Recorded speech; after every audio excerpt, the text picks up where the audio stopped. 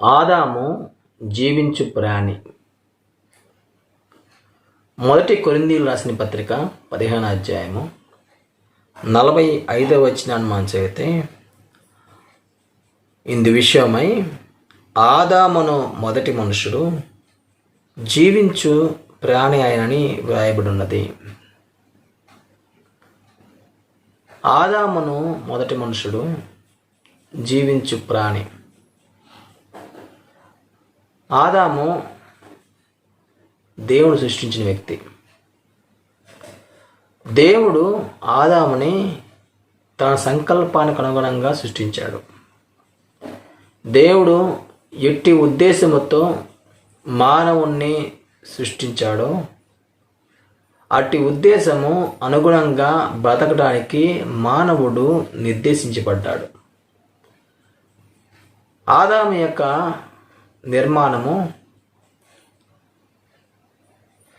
దేవుని సంకల్పానికి అనుగుణమైంది.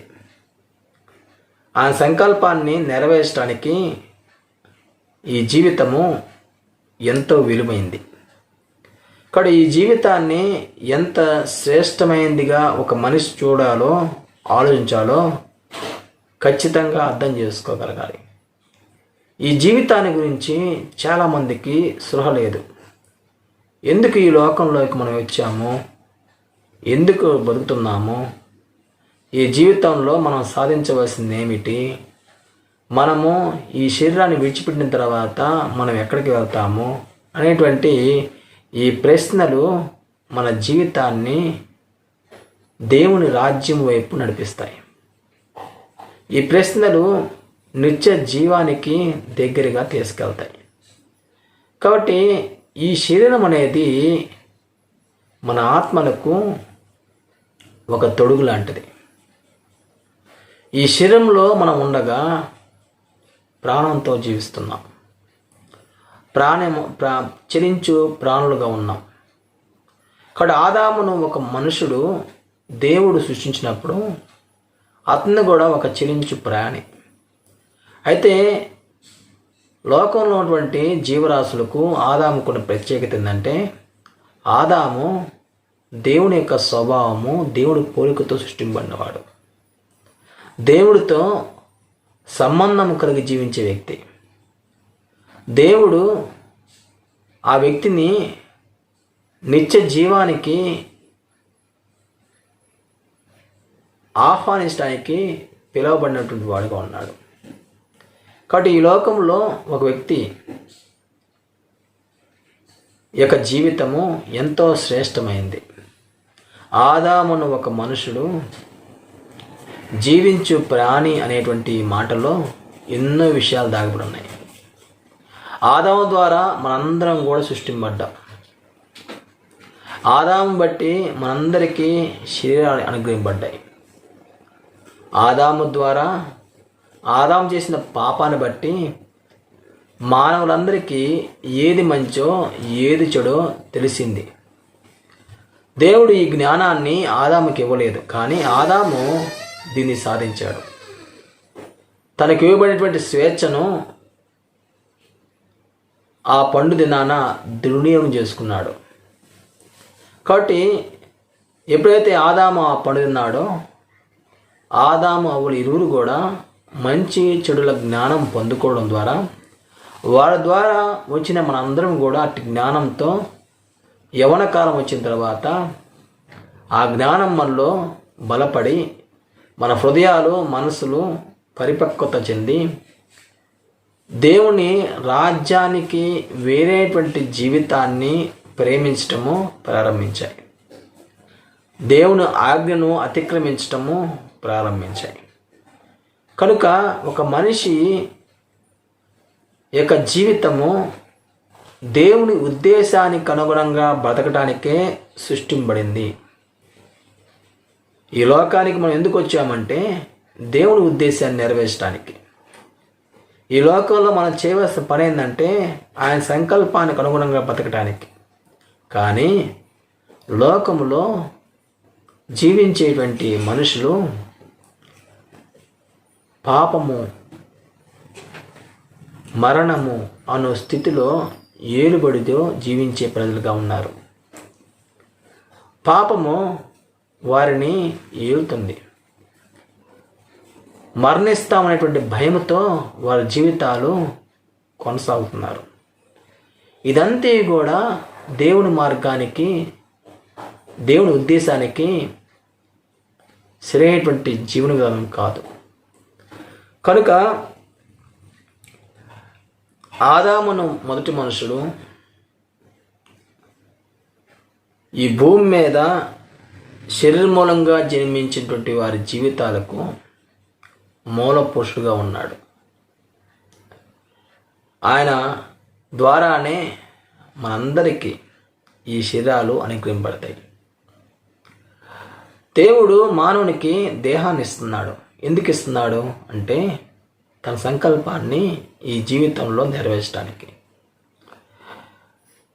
ఏంటి ఆ సంకల్పము అంటే దేవుని కుమారులుగా బతకటం, ఆయన స్వభావంతో మనం ఈ లోకంలో జీవించటం. ఆ స్వభావము మనం ఎలా తెలుసుకుంటాము అంటే యేసు ప్రభు బోధించాడు. యేసు ప్రభు మనకు మాదిరిగా ఉన్నాడు. ఇక్కడ దేవుని స్వభావము యేసు ప్రభు యొక్క జీవితం ద్వారా మనం చూడగలము.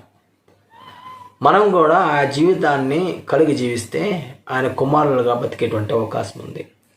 నీతి యావత్తు జరిగించినటువంటి యేసు ప్రభుని మన జీవితంలో రాజుగాను ప్రభువుగా స్వీకరించిన వారమైతే, విశ్వాసాన్ని బట్టి ఆయన యొక్క ఏలుబడి కింద మన జీవితాలు కొనసాగించిన వారమైతే మనం కూడా దేవుని స్వభావంలో బతికేటువంటి బిడ్డలుగా ఉంటాం. ఆదామును మొదటి మనుషుడు కొన్ని సహజ కోరికలతో సృష్టింపబడ్డాడు. ఈ సహజ కోరికలు ప్రతి మానవుల్లో ఉన్నాయి. ప్రతి మానవుడు ఈ సహజ కోరికలను సంతృప్తిపరచుకోవాల్సిందే. ఆకలి, దప్పిక, లైంగిక వాంఛ, సహవాసము, భద్రత, సాధన, ఈ 5 కోరికలు మానవుని యొక్క సహజ సిద్ధంగా ఇవ్వబడినటువంటి కోరికలు. ఈ కోరికలు ప్రతి మనిషి ఏదో ఒక సమయంలో నెరవేర్చుకోవడానికి ప్రయత్నం చేస్తూ ఉంటాడు.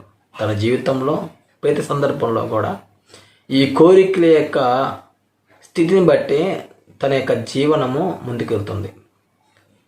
ప్రతి ఆలోచన వెనక ఈ కోరికల యొక్క మూలము దాగిపడి ఉంటుంది. కనుక ఒక మనిషి ఈ సహజ కోరికలను సంతృప్తిపరుచుకునేటువంటి క్రమంలో దేవుని నియమాన్ని అనుసరించకుండా లోక సంబంధమైనటువంటి నియమాలను అనుసరించడం ద్వారా, అనగా సాతాను నియమం అనుసరించడం ద్వారా వారు పాపులవుతున్నారు.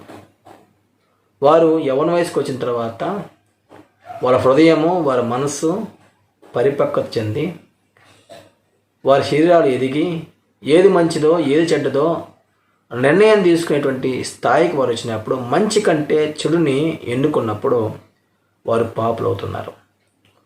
కానీ దేవుడు వారు పాపులు అవుతారనే తెలిసే మంచి చెడుల జ్ఞానము ఇవ్వలేదు. కానీ దేవుడు పాపాన్ని ప్రోత్సహించేవాడు కాదు. కానీ పాపము మనిషి చేస్తుంటే అడ్డుపడేవాడు కూడా కాదు.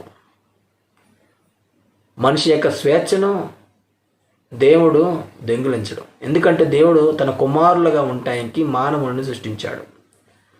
కాబట్టి స్వేచ్ఛను మనం ఎలా ఉపయోగించుకోవాలో, ఎలాగ దాన్ని నిర్వహించుకోవాలో మన జీవితంలో మనం ఎరిగి ఉండాలి. దాని గురించిన జ్ఞానము క్రీస్తునందు బయలుపరచబడుతుంది. ప్రతి మనిషి దేవుడిచ్చినటువంటి స్వేచ్ఛను దేవుని నియమానికి అనుగుణంగా ఉపయోగించుకోగలగాలి. దేవుని నియమానికి వేరుగా ఉపయోగిస్తే పాప నియమం చేత వారి జీవితాలు చెడు వ్యసనాలకి దారితీస్తాయి. దేవుని నియమానికి వేరుగా వారు చేయడం ద్వారా దేవుని ఉగ్రతకు వారు పాలవటం మనం చూస్తాం. అందుచేత మంచి చెడుల జ్ఞానము అనేది ఆదాము ద్వారా మనకి వచ్చింది.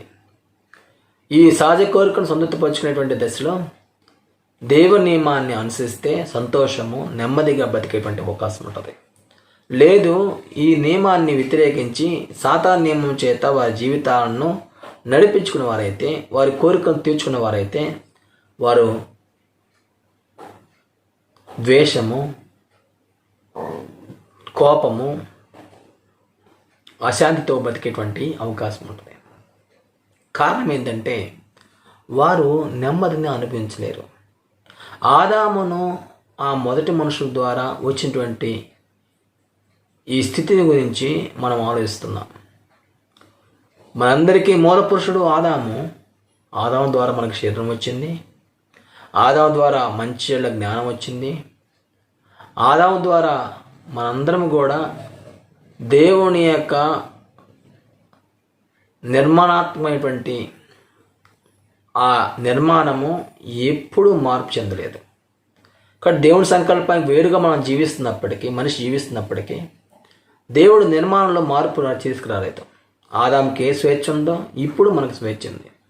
ఆదాముకి మంచి జ్ఞానము దేవుడు ఇవ్వలేదు. కారణం ఏంటంటే అది సరైన రీతికి ఉపయోగించుకోలేడని. ఆ జ్ఞానము ద్వారా శరీరము దురాశలోనే స్థితి కలిగి ఉంటుందని దేవుడు ఎరుగున్నాడు. కాబట్టి ఆదాము సాధించినటువంటి ఆ జ్ఞానము మనకి ఇవ్వబడింది. మనము ఇప్పుడు కలిగి ఉన్నాం ఆ మంచి జ్ఞానం. ఆదాము ద్వారా శరీరాన్ని కలిగి ఉన్నాం. కాబట్టి మొదటి మనుషుడి యొక్క జీవించు ప్రాణి యొక్క స్వభావాన్ని మనం కూడా ఈ సమయంలో మోస్తున్నాం. ఆ స్వభావంలో మనం జీవిస్తున్నాం. మనం బతికినంత కాలం కూడా, అనగా ఈ శరీరంలో ఉన్నంతకాలం కూడా ఆదాము యొక్క భారాన్ని మనం మోస్తూనే ఉండవలసిన పరిస్థితి ఉంది. అయితే దేవుడు మనకి ఇచ్చేటువంటి గొప్ప అవకాశం ఏంటంటే ఆదాము నుండి ఆ స్థితి యొక్క ఆ జీవన విధానం నుంచి విడుదల పొంది క్రీస్తు నిత్య జీవానికి మార్గమైనటువంటి ఆ స్థితిలోనికి మనం మార్పు చెందడానికి కావాల్సిన పరిస్థితులను దేవుడు క్రీస్తు నందు ఏర్పాటు చేశాడు. ఆ స్థితిని మనం చేరుకోవడానికి క్రొత్త జన్మ అవసరం. క్రొత్త జన్మ నీటి ద్వారా జరిగేది. పరిశుద్ధాత్మ యొక్క సహాయముతో మనము జీవాన్ని పెంపొందించుకోవడానికి దేవుడు అవకాశం ఇస్తున్నాడు. విశ్వాసం ద్వారా నీతిమంతులుగా తీర్చబడి నిత్య జీవానికి వెళ్ళడానికి, దేవుని మహిమలో పాలిభాగస్తులు అవడానికి ఆత్మ సంబంధమైనటువంటి ఈవుల్ని క్రీస్తునందు దేవుడు దాచి ఉంచాడు. కాబట్టి ఆ ఈవులు మనకి శ్రేష్టమైనటువంటి జీవితాన్ని అభ్యాసం చేపిస్తాయి. క్రీస్తు ప్రభులాగా మారటానికి ఆ జీవితము మనల్ని ప్రోత్సహిస్తుంది. కనుక ఆదామును మొదటి మనుషుల ద్వారా మనము మానవులందరూ కూడా జీవించు ప్రాణులుగా ఉన్నారు. కాబట్టి క్రీస్తు నందు మనకి జీవింపజే ఆత్మగా యేసు ప్రభు ఎలా ఉండబోతున్నాడో మనము తదుపరి పాఠంలో మనం చూడబోతున్నాం.